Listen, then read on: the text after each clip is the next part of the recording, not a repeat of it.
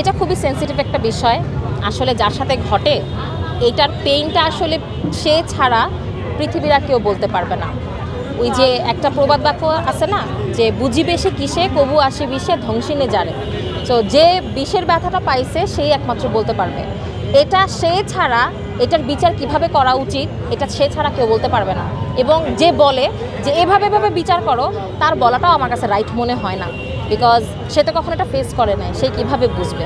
আর অবশ্যই আমাদেরকে সতর্ক থাকতে হবে। সতর্ক থাকলে অপরাধ করার সতর্ক থাকলে অপরাধ হওয়ার যে প্রবণতা এটা কিছুটা কমে, বাট পুরোপুরি শেষ হয়ে যায় না।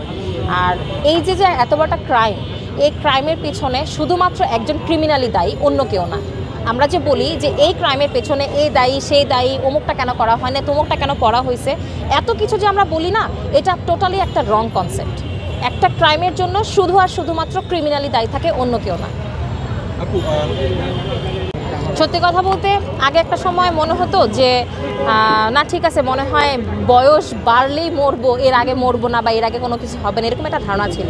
বাট এখন না, বর্তমান পরিস্থিতি, বিশেষ করে বাংলাদেশের পরিস্থিতি এতটা ভয়াবহ হয়ে গেছে, এখন কাজ না করে তো উপায় নাই। আমার ঘর সংসার তো অন্য কেউ এসে চালাই দিবে না, আমারটা আমাকেই করতে হবে।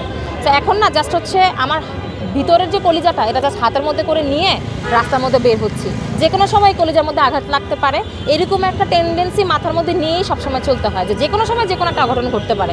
এটা আসলে মেনে নেই নাই, বাট মনের ভিতরে গেঁথে নিয়ে সব কিছু করতেছি।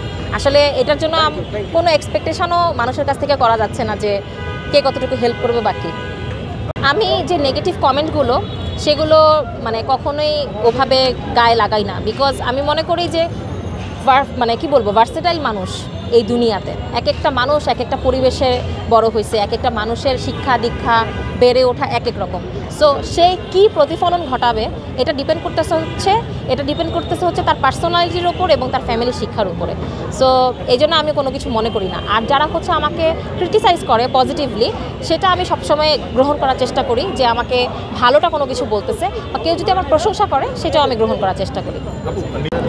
প্রত্যেকটা মেয়েই মনে হয় এরকম, যে নিজে যতই কামাই করুক না কেন, হাজব্যান্ডের কাছ থেকে কোনো কিছু নেওয়া, ছিনায় নেওয়া বা গিফট পাওয়ার যে একটা শান্তি বা আনন্দ, এটা দুনিয়ার কোনো আনন্দের সাথে কম্পেয়ার করা যায় না। এটা টোটালি আলাদা। আমি যতই কোটিপতি হয়ে যাই বা যতই আমার ধন সম্পত্তি থাকুক, আমার হাজব্যান্ড যদি হঠাৎ করে উইদাউট এনি নোটিস সাডেনলি একটা ফুল এনে দিয়েও বলে এটা তোমার জন্য আনছি, এটা অনেক শান্তির, এটা অনেক বড় কিছু।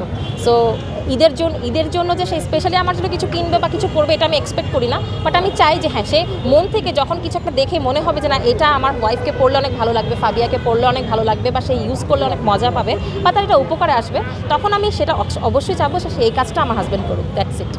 ছোট্ট করে একটু জানতে